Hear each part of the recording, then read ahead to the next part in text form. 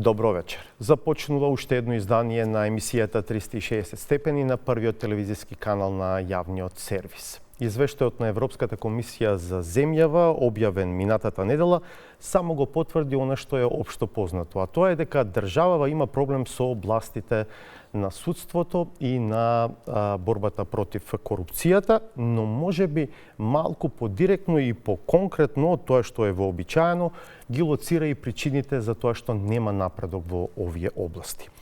Токму извештајот од Брисел е поводот во 360 степени вечерва да ја поканиме Мирјана Лазарова Трајковска, судика во Врховниот суд, со која ќе разговараме и за подготовките на законите од оваа сфера, кои треба да помогнат за подобрување на состојбите во судството, а се дел од реформската агенда за Европската Унија, за процедурата за избор на судија од земјава во Европскиот суд за човекови права во Страсбур, а ќе го отвориме и прашањето за така наречената еколошка правда. Госпоѓо Лазарова Трајковска, добро дојдовте во 360 степени. Благодарам, добро вечер. Реков, вие сте судија во Врховниот суд од 2020 година, претходно од 2008 до 2017 сте судија од земјава во Европскиот суд за човекови права. На таа позиција доаѓате од функцијата судија на Уставниот суд, каде бевте од 2003 до 2008. Во меѓувреме сте и член на Венецијанската комисија од 2004 до 2008 година, но веројатно дел од гледачите ве памтат како председателка на Државната изборна комисија за време на изборниот процес, прв по конфликтот во земјава, кој се случи во 2001 година. Изборите беа во 2002 година, позиција на која дојдовте тогаш на директен предлог на тогашниот председател Борис Трајковски. Во 2012 докторирате на правниот факултет при Универзитетот во Љубљана. Многустојно искуство и знаење наталожени на едно место. Се надевам дека ова е вистинска референца за разговорот кој што следува. Реков, во фокусот ќе ни биде извештајот на Европската комисија, објавен минатата недела.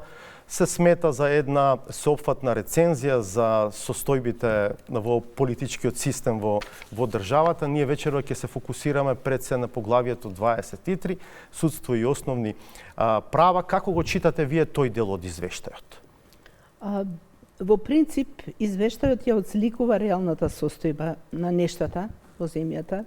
Ние секогаш чекаме да се објави извештајот, меѓутоа сите однапред знаеме тие кои што сме во областа на правосудството, знаеме од прилика каде ќе бидат критиките, каде ќе бидат насоките. За мене извештајот дава еден пресек на состојбите кај нас во судството, меѓутоа во исто време поставува и задачи, поставува и мегници кои што ние ќе бидеме обврзани да ги завршиме до крајот на следниот извештај.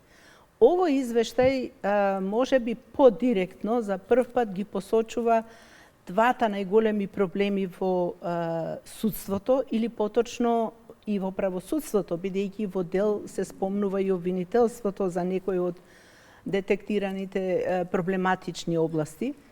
За прв пат со овој извештај директно се посочува дека финансиската независност на судството е проблем во однос на целосно остварување на независноста на судството кај нас, односно фактот дека судството зависи целосно од тоа како буџет ќе му биде доделен, дали ќе ги добие тие 0,8% од бруто домашниот производ гарантирани со законот за судовите или тие 0,2 до 0,3% кои што ги добива секоја година, кои што очигледно не ги задоволуваат потребите на судството, бидејќи тоа се пари од кои не се покриваат само платите на судиите, туку и платите на стручните соработници и сите тие кои што помагаат во изрекувањето на правдата, а исто така поврзани се и со капитални инвестиции, дигитализација, купување на опрема.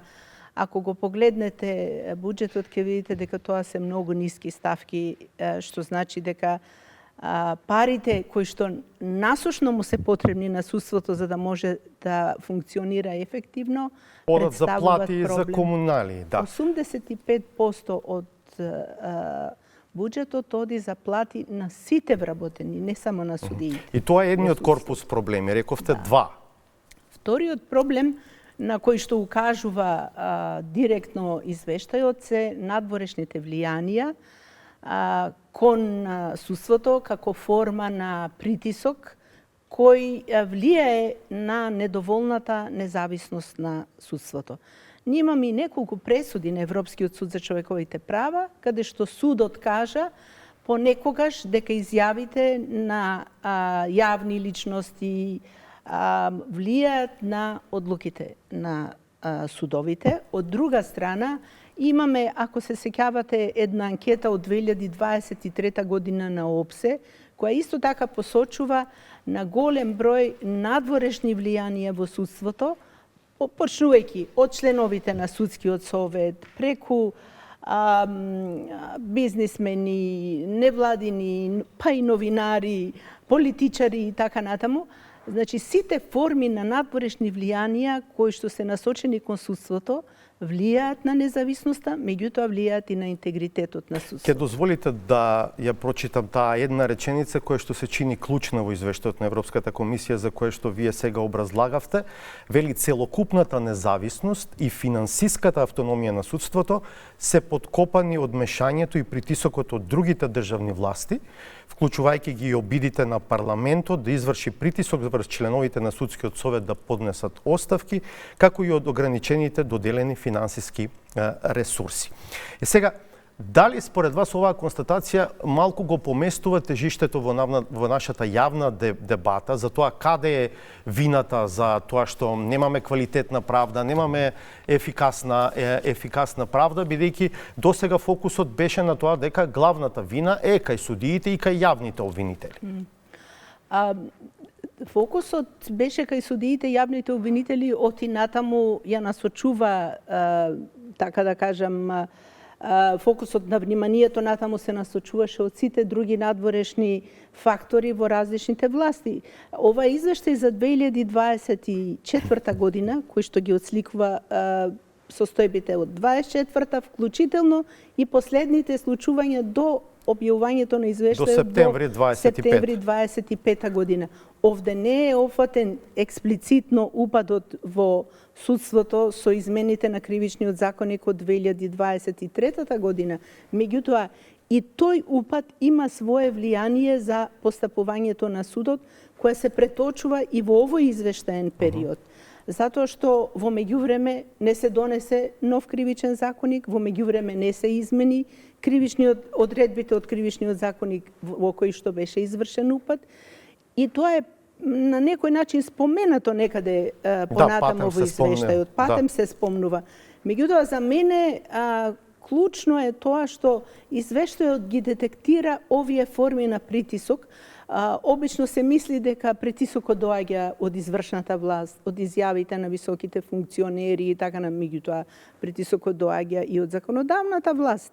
Еден пример е овој случај со интерпелацијата на членовите на судскиот совет. Затоа што низок интегритет на судскиот совет кај во очите на граѓаните е низок интегритет на судството. Затоа што тоа е административно судско тело кое треба да се бори за независноста на судството, а не успева да се справи со својот статус и со своето место во правосудието. Госпоѓа Лазарова Трајковска, колку и да ви е тешко, бидејќи вие доаѓате од другата страна. Сепак не е дека вина и одговорност нема и кај вас, кај судиите и кај јавните обвинители. Каде е одговорноста? Многу често се соочуваме со генерализации. Факт е дека одговорноста има име и презиме, но ние некако се губиме по тој пат и не успеваме да ја лоцираме. Апсолутно, јас немам дилема дека вина има и во самото судство, и во обвинителството. Затоа што продуктот на дали судството е независно или не е независно, дали е под влијание на едни или други влијанија, се одлуките на судовите. Иако некои од тие одлуки не се изречени правилно, транспарентно, на време, тогаш кај граѓаните се добива впечаток дека судството не си ја врши работата како што треба. Од друга страна, ние исто така сведоци сме и на малиот и споменато и во извештајот недостатокот на човечки ресурси. Судовите немаат судии за да можат ефикасно, брзо да ја изрекуваат правдата. Малку околу се уште сакам околу одговорноста на судиите и јавните обвинители. Сепак бевме сведоци на пример на случај во кој што судија на Врховниот суд и член на Советот на јавни обвинители беа фатени едниот инфлангрант и мислам дека во случај на примање мито заради влијание врз судски предмет. Тоа не е добро за имиџот на судиите и на јавните обвинители. Апсолутно. Знаете, тоа се случаи кои што се свежи во меморијата на граѓаните. Меѓутоа, она што загрижува е ако постојат такви случаи, а вие како новинар често пати веројатно слушате такви информации, до мене како судија стига одекот на незадоволството на граѓаните, тие мора да бидат пријавувани, мора да бидат расчистувани, нема друг начин. Генерализирање и повикување дека постои корупција во судството, дека судиите се подложни на влијанија преку некакви услуги и така натаму, не води никаде, кон никаков исход. Само на конкретни предмети, во конкретни ситуации ќе можеме да се справиме со тие состојби во судството. Очигледно дека ги има. Има такви примери. Ова е еден последен пример кој на незадоволство на јавноста заврши без судски епилог, без судска пресуда, заврши со спогодба. И тоа е уште еден индикатор на незадоволство кога граѓаните сакаат да видат конкретна постапка, сакаат да видат конкретен исход. Да. Повторно имаше чувство и перцепција дека некој е привилегиран. Тоа е она чувство кое што ги прави граѓаните и почитувачите на реформите во правосудството незадоволни, бидејќи се создава импресија на селективна правда. Ние ги спомнавме овие случаи, меѓутоа наназад неколку години спогодбата се користеше во предмети кои што во принцип му нанесоа штета на интегритетот на судството. Затоа и пристапот на селективна правда беше спомнат во претходниот извештај. Сега овде нема споменување на селективна правда, меѓутоа се оди во една друга насока кога се зборува дека државата не успева да се справи со корупцијата и со организираниот криминал на соодветен начин.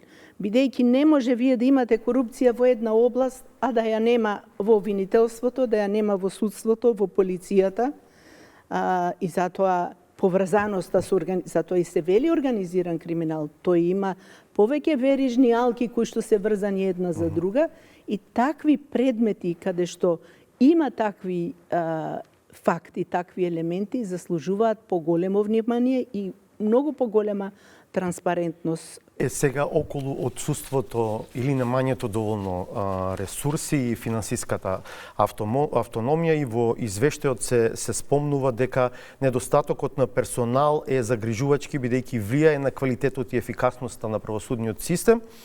При тоа, според проценката на Судскиот совет се вели потребни се 273 нови судии на активните 363. Значи има активни 363, требаат уште речиси толку според проценките.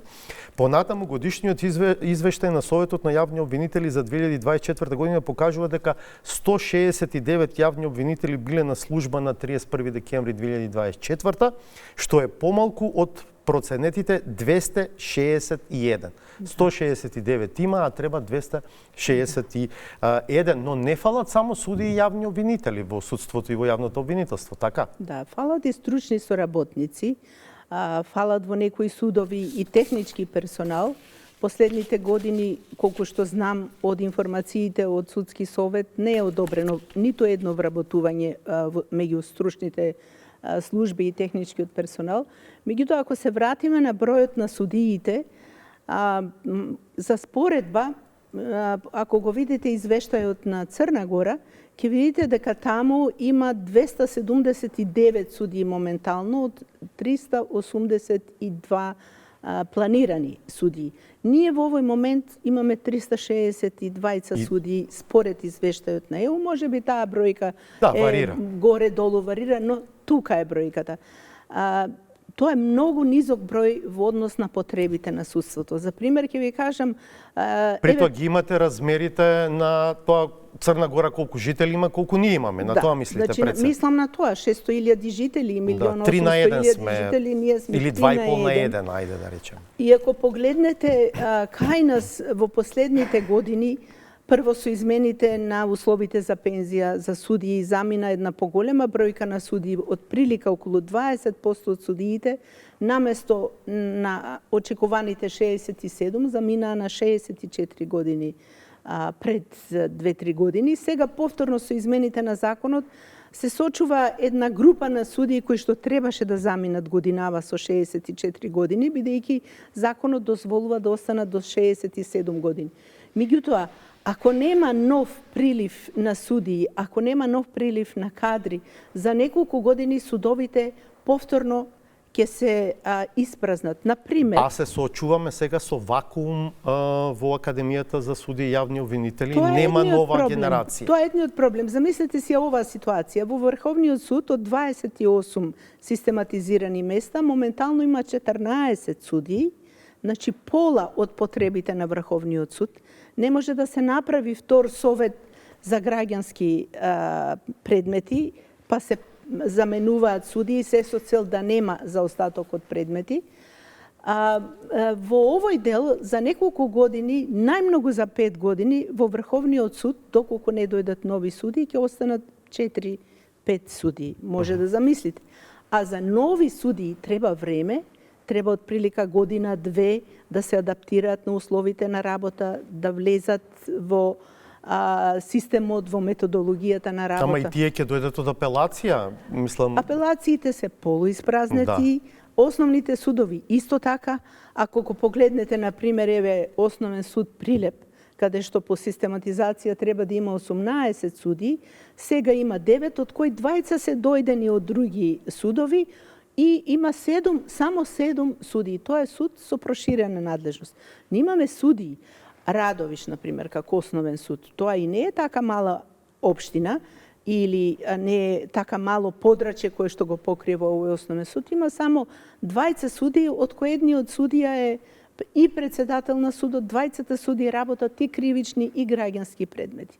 Значи, ние се соочуваме со недостаток на човечки капацитети, на човечки ресурси, од една страна и во делот на судството, и во делот на стручните соработници, и тоа представува проблем и во граѓанските, меѓутоа и во кривичните постапки. Премиерот вели судиите, обвинителите не ги заслужуваат ни овие плати што ги земаат.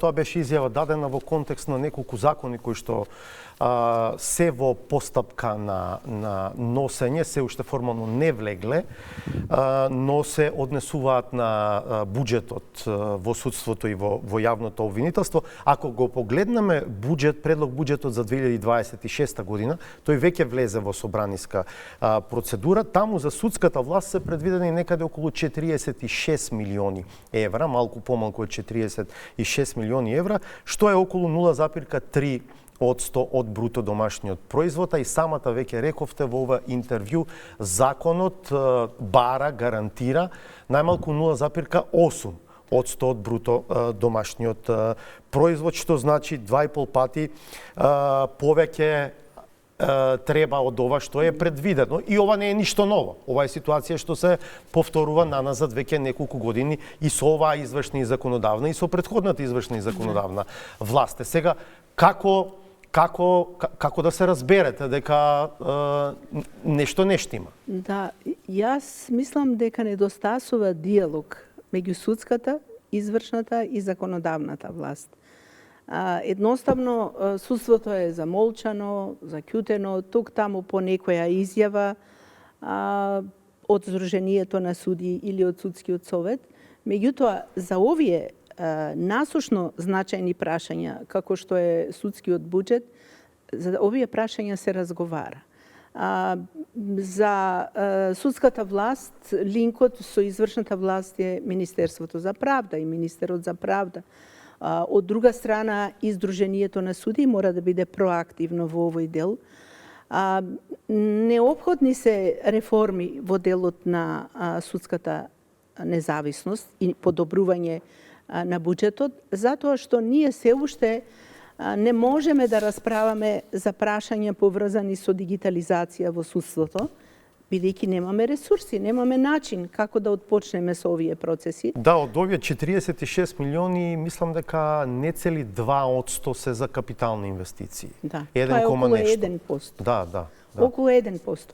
А замислете си, во другите судови, во другите земји, веќе се користи и вештачка интелигенција во постапките како што се прекршочните постапки.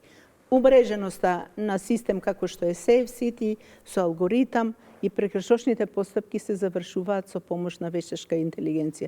Другите судови користат вештачка интелигенција и во однос на транспарентноста, информирањето на јавноста, билдањето на базата на судската пракса и така натаму.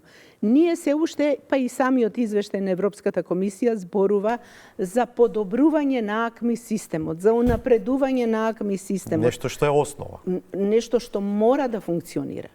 Јас ќе го спомнам Европскиот суд за човековите права. Ние таму имавме двајца информатичари постојано вработени и една фирма која го одржуваше системот, меѓутоа тоа е една база која што функционира, константно се надградува, се проширува. И од друга страна, уште еден елемент врзан со финансирањето, кој што е значаен и за интегритетот и за транспарентноста на судството, е и унапредувањето на формите на комуникација со јавноста. Замислете си, другите судови користат и Facebook, веќе Facebook не е ни интересен како форма на пласирање на информации, меѓутоа новите мрежи социјални се користат од судовите да се пренесе некоја нова пресуда, некое ново придвижување на судската пракса во однос на Има известно отворање сега, да не велиме дека ако споредуваме со годините назад, има некое отворање кај судството, но далеко е тоа веројатно од нивото во други земји, од тоа што е потреба на јавност.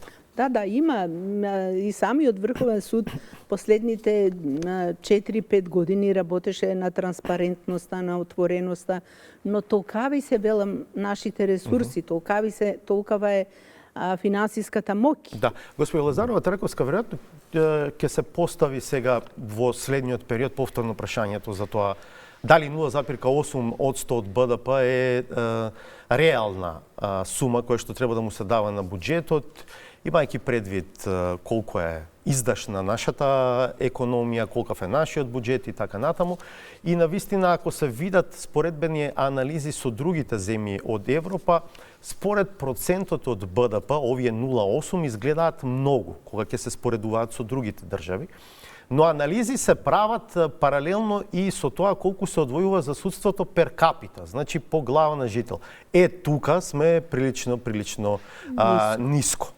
Така што искуството не учи, а и некако природно е дека судството причините за проблемите ќе ги бара надвор и ќе ги лоцира кај извршната и кај законодавната власт, тие ќе покажуваат со прст кон судството. Како се помирува таа ситуација? Јас реков, насушно потребен е диалог. Не може судството да планира буџет, да предлага буџет или Министерство за финансии да нема редовна комуникација со судско-буџетскиот совет. Во суштина, ако го читате внимателно извештајот на Европската комисија, тој користи вординг независен судски буџет, независност во планирањето на буџетот. И според мене тоа е формулата која што ќе ја пренесе тежината на планирањето на буџетот на судско-буџетскиот совет, кој што пак ќе мора да води сметка и за капиталните инвестиции. Сега, вака како што се планира буџетот, главниот филтер за сите предлози, за сите замисли за унапредување на судството оди преку Министерството за финансии, односно преку владата. Решението може да Таму биде... инстинктот е не, бриши, шкрткај. Тоа се одговорите кои што ги добиваме кога ги пишуваме законите. Ние и кога предлагаме закони, мораме да излеземе со одредена финансиска пресметка, колку тоа ќе чини. И кога имаме представници од Министерството за финансии, тој е пристапот. Меѓутоа, на судството не треба да се штеди, затоа што тоа е првата, така да кажам, првиот исчекор кон Европската Унија. Сакав за споредба да видам Црнагора, која што се смета за земја која што предничи во пристапниот процес од сите држави во регионот, нели, за која што се предвидува дека релативно брзо и ќе го заврши пристапниот процес во поглавјата 23 и 24 добија така наречени closing benchmarks, што значи се во самото финале на преговорите. За 2025-та нивниот буџет е околу 0,5% од БДП. Во апсолутна бројка тоа е околу 35 милиони евра. Нашиот веламе тука некаде 45-46 милиони евра, кога ќе се споредуваат бруто домашниот производ и големината на државите, очигледно е дека кај Црнагора има поголемо вложување во судството. Низ годините наназад таа бројка е дури и уште поголема, сега е малку намалена. Јас тоа сакав да ви кажам, јас ги следам состојбите во судството не само во регионот и малку пошироко. Црна Гора во последните можеби 10 години многу вложи во судството и тоа се чувствува кога сте во комуникација со колегите од Црна Гора, па не само и Црна Гора, погледнете Албанија, кога погледнете буџетот на Албанија, Косово погледнете го. Исто така, длабоко навлезено во реформски зафати во делот на судството, иако се во друга ситуација, во друга фаза, меѓутоа ќе бидете изненадени колку тие вложуваат во судството. Исто така, Србија, ако ги гледате исчекорите кои што тие ги прават во напредувањето на судството, ќе видите дека финансиската подготвеност за да влезат во таква компјутеризација, дигитализација е навистина на подобро ниво од нас. Мислам дека тргнавте да зборувате во насока на поголема финансиска самостојност, автономија, нешто што ќе значи начин на кој што судството самото ќе го одредува својот буџет налик, можеби на тоа што го има собранието како законодавна власт. Знам дека сте дел од работната група за подготовка на законот за судски буџет или судски буџетски совет, веќе како се вика како законот. Во која фаза е тој закон? Во многу рана фаза. Ние што току почнавме да го работиме законот, една група на една помала група, покомпактна група. Меѓутоа, мислам дека за кратко време ние интензивно се среќаваме и работиме на законот со поддршка и на експерти од министерствата. Имаме представници од Министерство за финансии во групата, имаме луѓе од невладиниот сектор. Да, група има за цел да го следи на некој начин она што како слово доаѓа од извештајот на Европската комисија. Меѓутоа, вие го спомнавте и собранието, самостојноста на собранието при проектирањето на буџетот. Тоа е добар модел. И ако зборуваме за три власти, судска, извршна и законодавна, тогаш повеќе од оправдано е и судската власт да биде самостојна и независна при проектирањето и при планирањето на буџетот. И веројатно сега некој кога го слуша ова му се крева коса. Па не би требало, знаете, ние мораме да, јас реков, мора да има диалог. Ние мора да работиме за добробит на државата. Самостоен судски буџет не значи вие да правите проекции надвор од она што е предвидено во законот. Ако е 0,8% од бруто домашниот производ, тоа треба да биде мерникот. Законот вели најмалку 0,8% од БДП. На крајот на краиштата има и директиви на Европската Унија кои што посочуваат на тоа како се уредува, како се финансира судството. Ние не измислуваме ништо, сето тоа се на некој начин мерници кои што ние ги следиме и се повикуваме на нив во сите предлози кои што ги работиме. Владата објави дека пред да им се врати на овие закони ќе направи анализа, мислам дека е задолжено Министерството за финансии во 5 земји членки на Европската Унија да го види искуството од таму, ќе биде интересно, нели? Претпоставам дека и ќе добие јавност таа анализа како стојат работите, иако пак ќе кажам, кога се гледа како процент од БДП, кај нас тие 0,8 се многу, но кога се гледа пер капита, колку изнесува тоа е прилично ниско споредено со другите земји од ЕУ. Вие сте дел од работните групи за подготовка и на неколку други закони, меѓу другите Законот за судски совет, толку многу зборувано и како тело и како закон. Тој е работен врз основа на препораките од извештајот на оценската мисија на Европската Унија. Беше пратен на мислење и во Венецијанската комисија, стигна и тоа мислење, но сега не знаеме во која фаза е законот. Дали вие можеби знаете? Како што рековте, ние како работна група, јас дури и таа група би ја нарекла експертска група, бидејќи беше составена од повеќе представници на повеќе сегменти од државата, почнувајќи од академската средина, имавме професори меѓу нас, суди, делот од невладините организации, представници на меѓународни организации, ја следеа работата на оваа група. Ние ги следевме препораките на оценската мисија, секако, и ги вклопивме сите препораки кои што не бараа уставни измени. Она што значи подобрување на практиките на судскиот совет го спроведува, меѓутоа ние она што се бараше во делот на законските измени направивме обид се да вклопиме во предлогот на законот за судски совет. Покрај мислењето на Венецијанска комисија кое што се однесува на овој предлог на закон, ние го консултиравме и мислењето од 2019 година. Сакавме да видиме што е тоа што тогаш го кажала комисијата, а било земено предвид или не било земено предвид.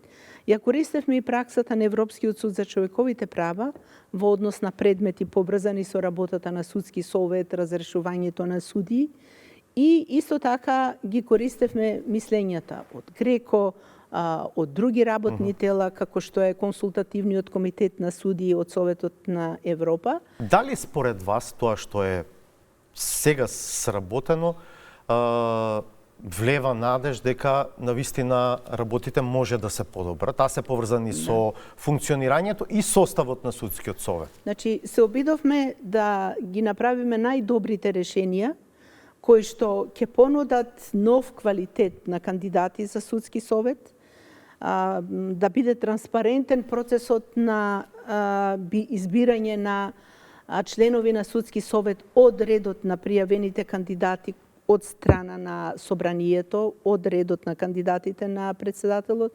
Меѓутоа ја подобривме и постапката во однос на изборот на членови од редот на судиите. Се тоа укажување на оценската мисија. Водевме сметка за постапката за одговорност на членовите на судскиот совет. Тоа што не беше регулирано со законот, ние го уредивме. Постапка за одговорност и разрешување на член на судски совет, меѓутоа и постапка за одговорност на председател на судски совет, инспирирани од случувањата од 2023 и 2024 во судскиот совет, меѓутоа и со јасни насоки од оценската мисија и делот на жалбената постапка во однос на разрешувањето на судиите.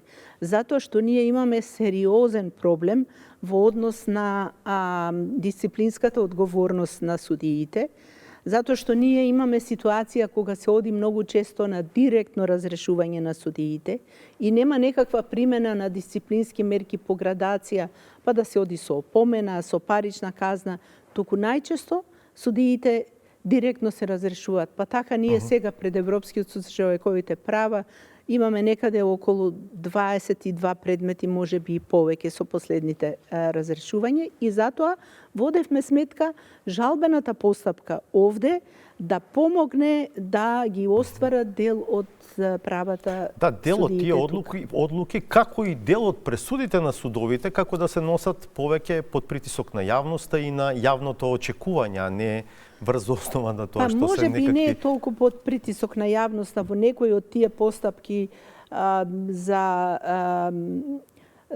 повреда која што би била полесна повреда, се оди директно на разрешување. Не знам од кои причини судскиот совет години наназад, не само овој судски совет, ние сме веројатно земја со најголем број на случаи пред Европскиот суд за човекови права на разрешени судии. Кога зборувате со судии од Франција, од Германија, од Холандија, тие не можат да се сетат кога последен пат бил разрешен судија.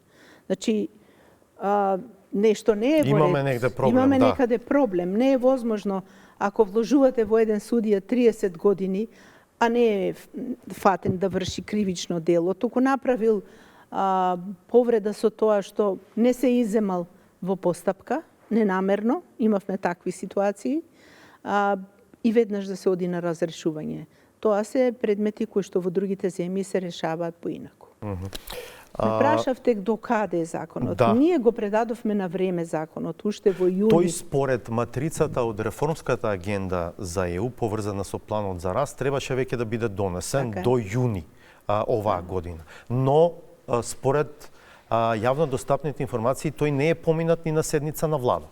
Јас се надевам дека овој закон ќе добие приоритет, затоа што е значаен, затоа што е спомнат како една од обврските кои мора да ги спроведеме, како една од, така кажам, првично споменатите обврски кои мора да се споменат, дотолку повеќе што по законот своје мислење рековте даде Венецијанска комисија, меѓутоа ние ги зедовме предвид сите искажани мислења од поединци, адвокати, здруженија на граѓани, па дури и политички партии, кога беше законот на јавна расправа преку ЕНР. Сакам да ве прашам, што мислите за пристапот на председателката на шефица на државата да го почека новиот закон пред да предложи нови кандидати за членови на судскиот совет? Едно место е веќе испразнето, второто треба во декември да се испразни. Јас сосема ја разбирам председателката, затоа што сегашното решение, кое ние го вградивме во законот, ги разработува критериумите, ги заострува критериумите, меѓутоа остава простор, остава ширина да се влечат кандидати од академската средина на еден поинаков начин споредено со сегашното законско решение. И мислам дека мотивот е токму во тоа, да се предложат кандидати за членови на судскиот совет, кои што ќе го поминат филтерот кој што овој закон го нуди во однос на зајакнување на критериумите со цел да се добијат квалитетни кандидати. Јас не спомнав, меѓутоа ние таму вградивме и критериуми дека кандидатите не смеат да бидат членови на политички партии во последните 4 години, не само во моментот на кандидирањето. Сакаме да го ослободиме судскиот совет од влијанието на политиките преку предлагање на членови на судскиот совет. На која друга работна група сте член? Јас некако од февруари од Министерство за правда ме вклучија во законот за судски совет, сега сум во законот за судови, тоа е покомплексен закон, за него ќе треба повеќе ангажман.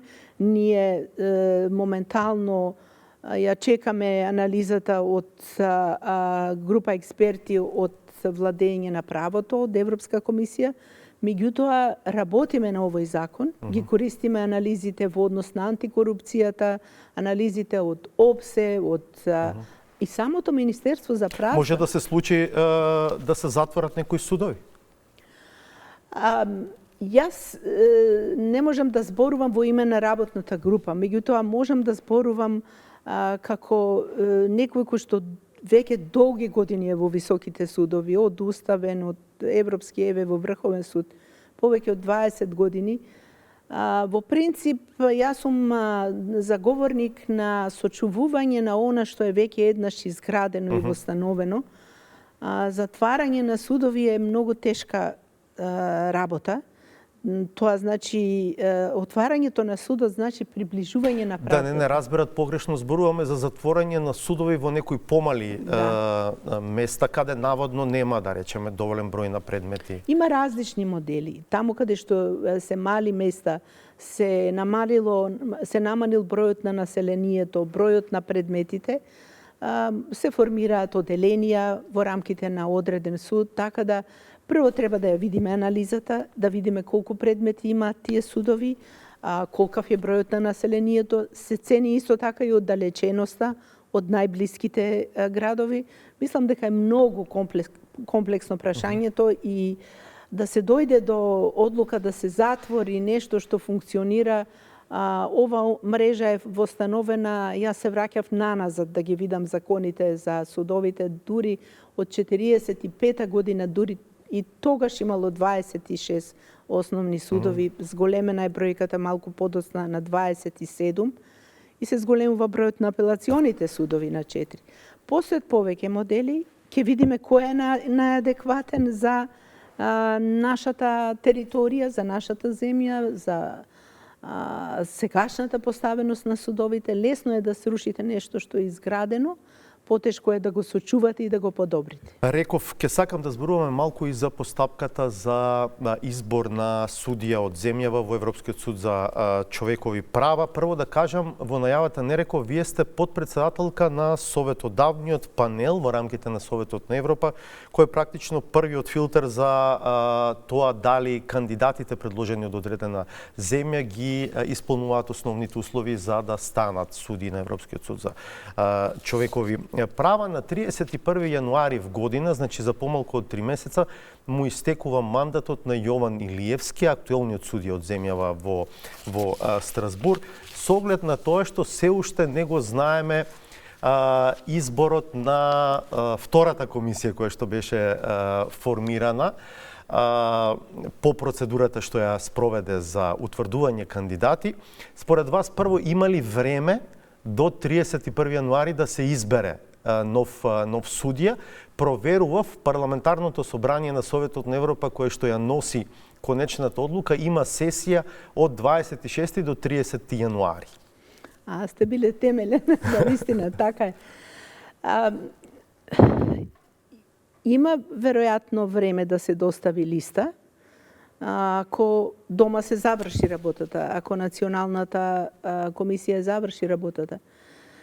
Оти во меѓувреме, нели има и други етапи кои што треба да се помнат. Прво е комисијата сама да каже, па владата да ја утврди листата, па да ја прати, па советодавниот панел во кој што вие седите да каже дали нели се исполнети основните услови. Па потоа се оди на, како се вика, комитетот? Комитетот на парламентарното собрание за избор на суди. Кој што практично ги прави интервјуата, да. И предлага еден, двајца, може и тројца?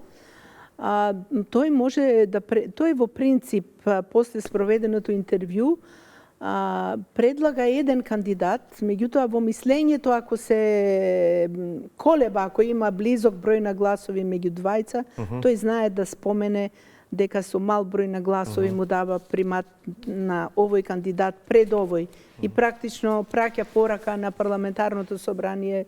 Ние имавме дилема. Значи, според вас има време? Јас не знам како ќе оди динамиката овде.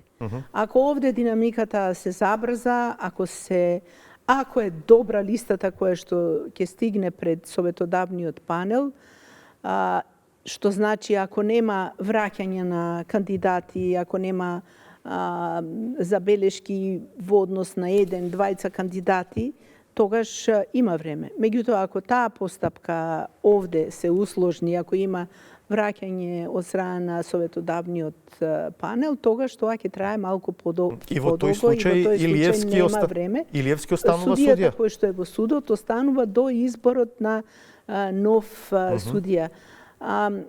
Јас за жал не можам да ја коментирам македонската листа, таа дури и во советодавниот совет јас се изземам. Ќе се изземете. Апсолутно, јас не учествувам во Сакам да ве прашам за првата постапка, бидејќи беше предмет на многу коментари и реакции. Дали според вас владата постапи правилно, соодветно со тоа што не ја утврди листата која што како предлог дојде од комисијата која што патем владата самата ја формираше нели претходно да потсетам предлогот на комисијата беше со тројца кандидати: Јордан Апостолски, адвокат, Габриела Гајдова, апелацијски судија и Ленче Ристоска, јавна обвинителка од Основното јавно обвинителство Скопје, обвинителка за врска со Евроџаст. Објаснувањето на владата беше дека формира нова комисија и почнува нова постапка затоа што овие тројца кандидати не ги исполнуваат условите.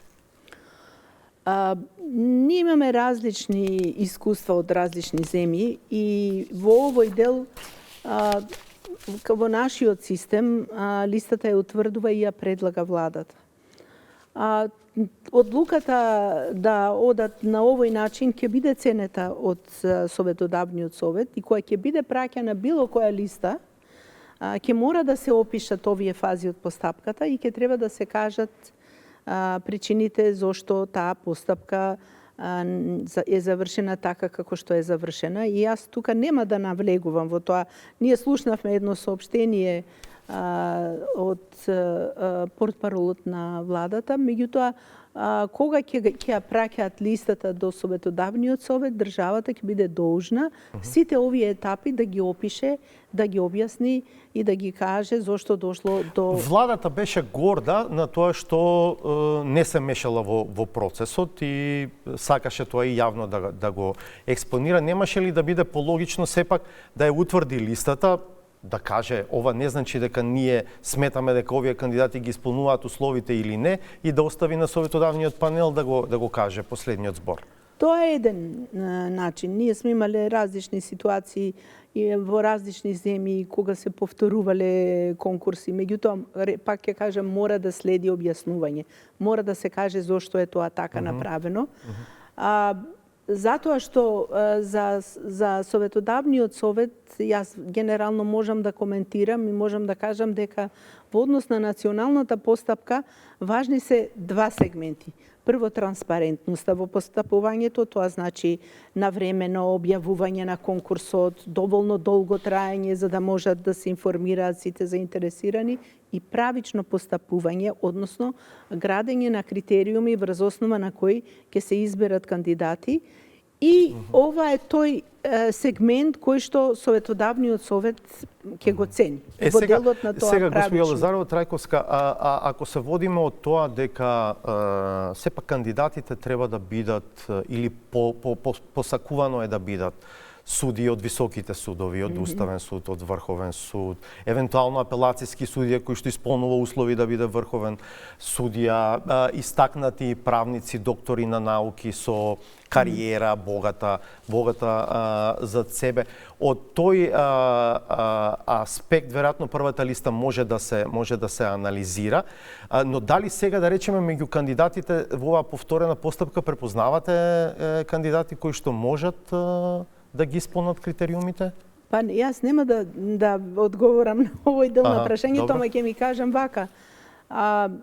Во овој дел има насоки, има прирачник кој што го има изработено Советодавниот совет и тој е достапен на веб страницата на Советодавниот совет, на кој сум и јас член.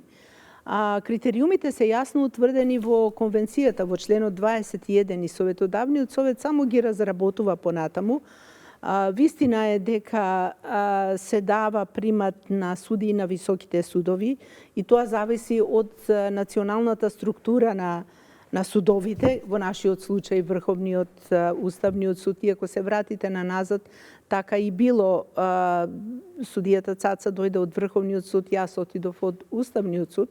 И таа втора категорија на лица кои што се пожелни кандидати, како што стои во препораките, се правници кои што се истакнале со својата работа во делот на заштитата на човековите права и најчесто Тоа се професори по меѓународно јавно право, професори по меѓународно приватно право.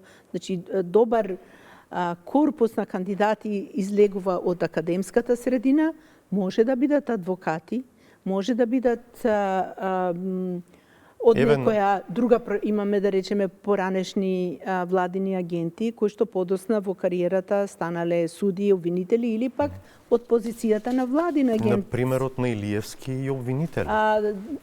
Обвинители многу ретко и тоа е секогаш поврзано со некоја друга кариера. Така да јас ги следев статистиките во судот со последните избори, некаде над 50% се суди од високите судови, околу 35% се професори и тоа што останува се друго. Обвинители или адвокати, заштитници на човекови права, да речеме активисти кои што имале една широка кариера во различни области. Меѓутоа, мора да знаете дека кога Советодавниот совет го проучува биографијата на кандидатите, тој води сметка дали покрај професијата која што во тој момент ја врши кандидатот, тој имал експлицитно силни поврзаности со човековите права, имал активности во меѓународни организации, или пишувал нешто од таа област, бил активен во креирање на некаква легислатива. Значи, се води сметка за се. И убаво е кога ќе стигне листа од тројца силни кандидати, тоа ја олеснува работата на Советодавниот совет, и тогаш и тој кога ја препраќа таквата листа пред комитетот на парламентарното собрание, исто така застанува за таа листа, затоа што пред да се врши интервју, Советодавниот совет е должен да појасни зошто ја дозволил таа листа. Минутите и секундите брзо одат, штета, дури и не знам дали да ја отворам и да ја трошиме темата за еколошка правда, ама ајде, само на телеграфски. Пред околу една година Општата седница на Врховниот суд донесе еден начелен став за тоа дека државата е должна да обезбеди здрава животна средина, меѓу кои правото на чист воздух, како поединечно право на граѓаните, кои како странка во управна постапка можат да бараат да се задолжат надлежните органи да ги донесат основните плански документи од член 23 од Законот за квалитет на амбиенталниот воздух како општи акти. Ова читам дел од начелниот став на Врховниот суд. Што значи ова преведено? Ова е само еден сегмент, се разбира, од начелниот став. Што сакаше Врховниот суд со тој начелен став да каже и да овозможи? Овде во овој конкретен предмет се зборува за чистиот воздух, за амбиенталниот воздух. Нашата инспирација или поттикот за да дојдеме до овој начелен став дојде од една група ентузијасти од невладини организации, таму има и адвокати кои што ги застапуваат граѓани во постапки пред управниот суд.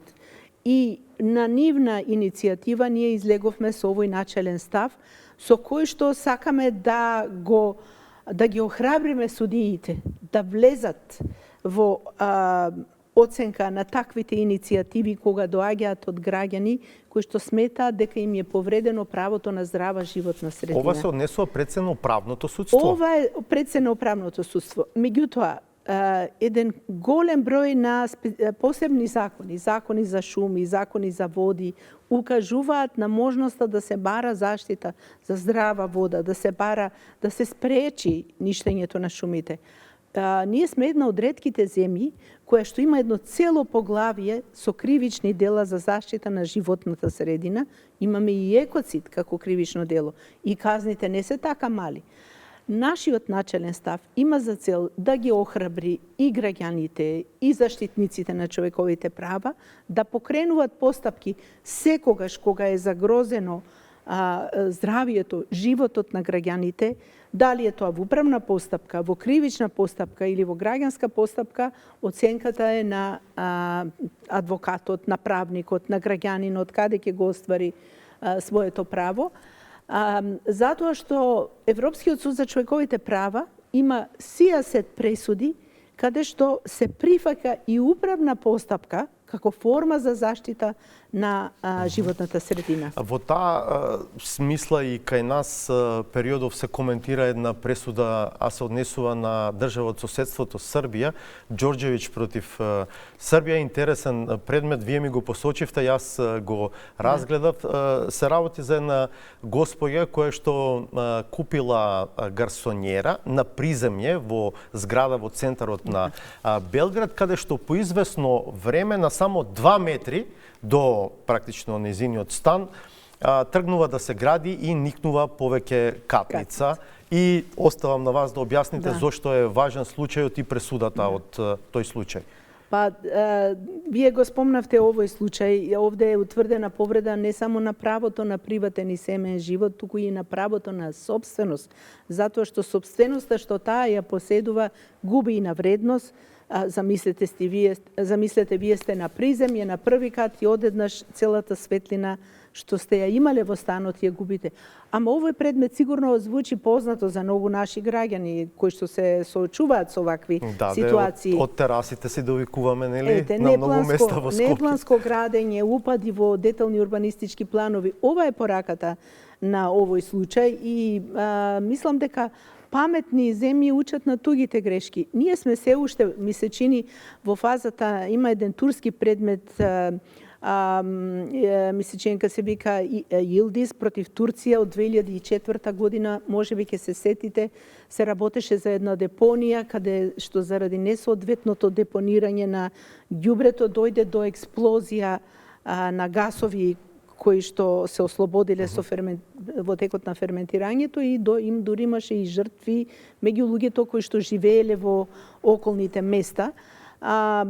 Понатаму имам, значи за сите ситуации за кои што мислиме само нас тоа ни се случува, веќе има пракса европскиот. Сакате да кажете Ѓорѓевиќ против Србија, на пример, може да биде мотив и за наши граѓани да покренуваат такви прашања? Апсолутно, тоа е одличен модел за да се бара заштита на правото на приватен и семеен живот, правото на собственост, затоа што кога вие инвестирате во нешто, вие инвестирате со очекување дека вашиот приватен и семеен живот... Иако максимумот до кој отишол судот е да одреди одштета, понатаму сега не може да се сруши зградата. Така е, да. Мислам соседната зграда, сакам да кажам.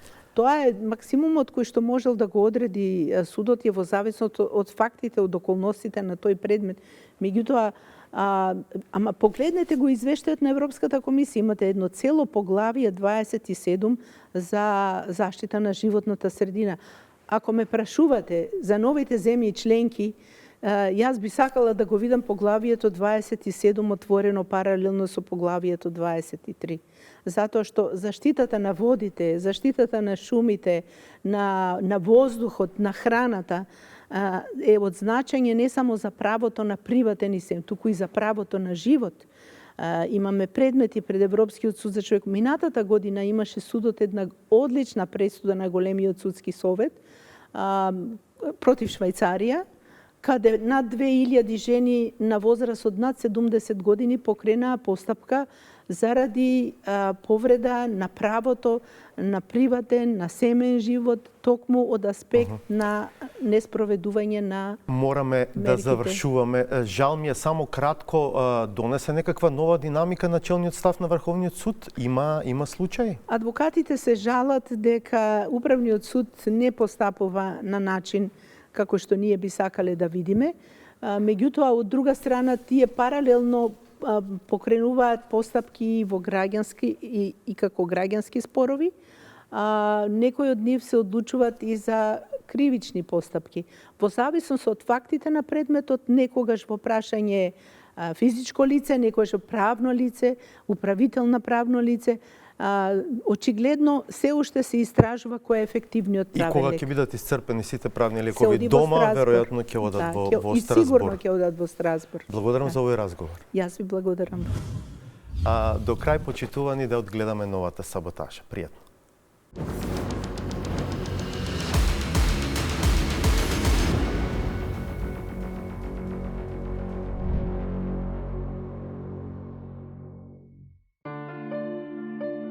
Рапортот од Брисел, без оглед дали е исполиран со диминутив или не, покажува дека во маратонската трка за интеграција, без прескокнување на големата источна пречка, останува да се надпреваруваме со самите себе си.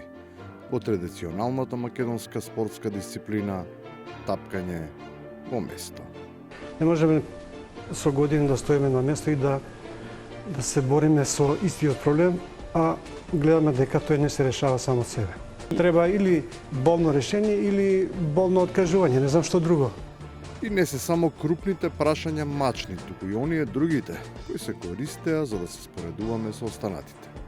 Сите на кои им правевме друштво истрчуваат напред во колоната, бидејќи за нас, во повеќе сфери, мерна единица стана стагнацијата.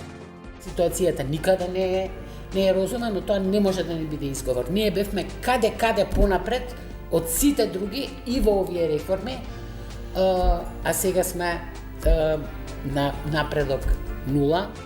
По некои работи можеме и повеќе. Изборите завршија, па може да се подвлече црта и да се направи сума сумарум од ефектот кој бил постигнат од претходната гарнитура на локално ниво. Тука барем резултатите се европски, ако ништо друго.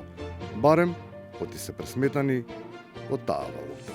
128 локални јавни предпријатија, од кои 70 се во загуба. Загубите им се 17 милиони евра, а околу достасаните обврски неплатени околу 200 милиони евра. Знаете за која пара зборуваме? Тешката ситуација сепак лесно ќе се надмине, особено во Скопје каде веднаш беа засукани ракавите и тоа не од никој друг, туку токму од тие истите, кои изминатите 4 години изгледа беа во хибернација. Скопјани не треба веќе да зборуваат за себе.